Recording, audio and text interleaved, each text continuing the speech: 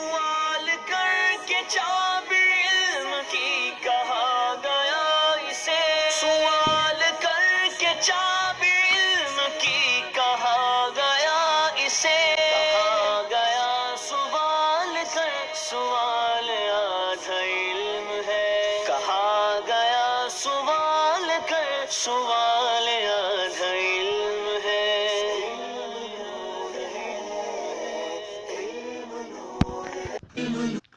نحمده ونصلي على حبيبه الكريم اما بعد فاعوذ بالله من الشيطان الرجيم بسم اللہ الرحمن الرحیم۔ الحمدللہ عز وجل، ہم فیضان تجوید پڑھ رہے ہیں۔ آج ہم انشاءاللہ عز وجل فیضان تجوید سے حرکات کا بیان پڑھیں گے۔ آئیے شروع کرتے ہیں۔ سبق نمبر 17، حرکات کا بیان۔ حرکات حرکت کی جمع ہے۔ حرکت کسے کہتے ہیں؟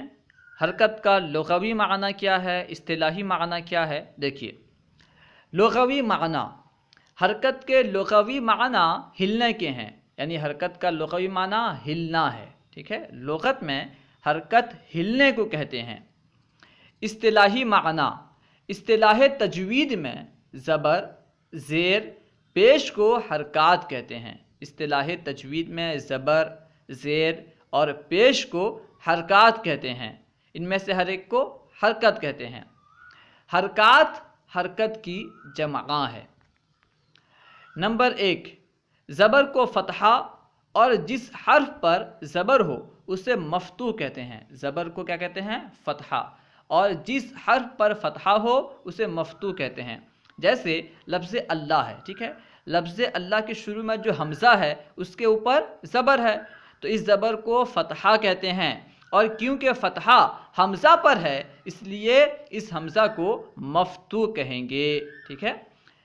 زبر کو فتحہ، جس حرف پر زبر ہو اسے مفتوح کہتے ہیں، کیونکہ لفظ اللہ میں حمزہ پر فتحہ ہے اس لیے حمزہ مفتوح ہے۔ نمبر 2، زیر کو کسرہ، جس حرف کے نیچے زیر ہو اسے مکسور کہتے ہیں۔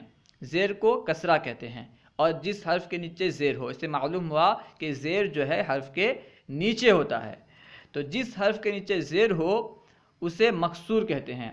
مثال کے طور پر افعال، ٹھیک ہے؟ لفظ افعال کے شروع میں حمزہ ہے اور اس حمزہ کے نیچے زیر ہے، اس زیر کو ہم کیا کہیں گے؟ کسرہ، ٹھیک ہے؟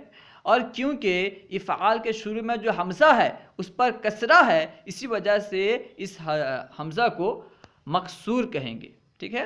زیر کو کسرہ، جس حرف کے نیچے زیر ہو اسے مکسور کہتے ہیں، کیونکہ لفظ افعال کے شروع میں جو حمزہ ہے اس کے نیچے کسرہ ہے، تو اس کی وجہ سے اسے مکسور کہیں گے کہ یہاں پہ حمزہ جو ہے مکسور ہے۔ نمبر 3، پیش۔ پیش کو ضمہ، جس حرف پر پیش ہو اسے مضموم کہتے ہیں۔ جیسے لفظ رسول ہے، ٹھیک ہے؟ لفظ رسول کے شروع میں جو را ہے اس پر پیش ہے، تو پیش کو کیا کہیں گے؟ ضمہ، اور جس حرف پر ضمہ ہو اسے مضموم کہتے ہیں، کیونکہ لفظ رسول کے شروع میں جو را ہے اس پر ضمہ ہے، تو وہ را جو ہے مضموم کہلائے گی، اس را کو ہم مضموم کہیں گے کہ یہاں پہ را مضموم ہے۔ پیش کو ضمہ اور جس حرف پر پیش ہو اسے مضموم کہتے ہیں۔ حرکات کو بغیر کھینچے، بغیر جھٹکا دیے، معروف یعنی عربی لب و لہجے کے مطابق پڑھنا چاہیے۔ حرکات کو کس طرح پڑھنا چاہیے اب اسے بیان کر رہے ہیں کہ حرکات کو بغیر کھینچے، بغیر جھٹکا دیے، معروف یعنی عربی لب و لہجے کے مطابق پڑھنا چاہیے، اور مجہول ادائیگی سے بچنا چاہیے، مجہول نہیں پڑھنا چاہیے۔ حرکات کی ادائیگی کا طریقہ، حرکات کو کس طرح ادا کریں گے؟ فتحہ، یہ حرکت منہ اور آواز کھول کر ادا ہوتی ہے۔ فتحہ، یہ حرکت جو ہے منہ اور آواز کھول کر ادا ہوتی ہے، جیسے تا، ٹھیک ہے؟ کسرہ، یہ حرکت منہ اور آواز جھکا کر ادا ہوتی ہے، جیسے تی، ٹھیک ہے؟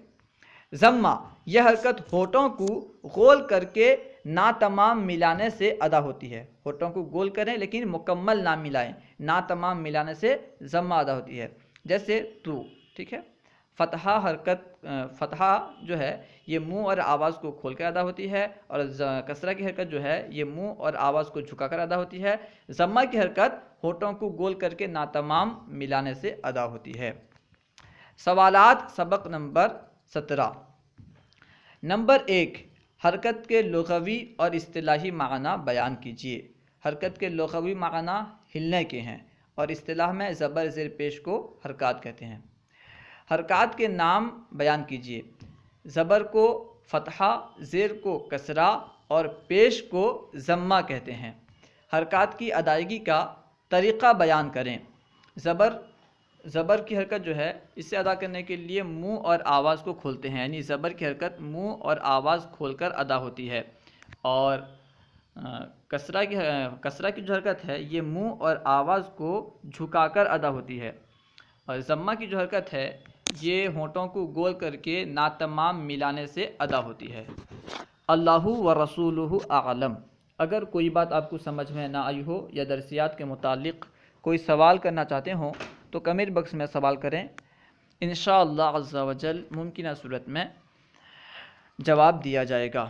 اگر آپ کو ہماری یہ ویڈیو اچھی لگی تو لائک اور شیئر کرنا نہ بھولیں۔ السلام علیکم ورحمۃ اللہ وبرکاتہ۔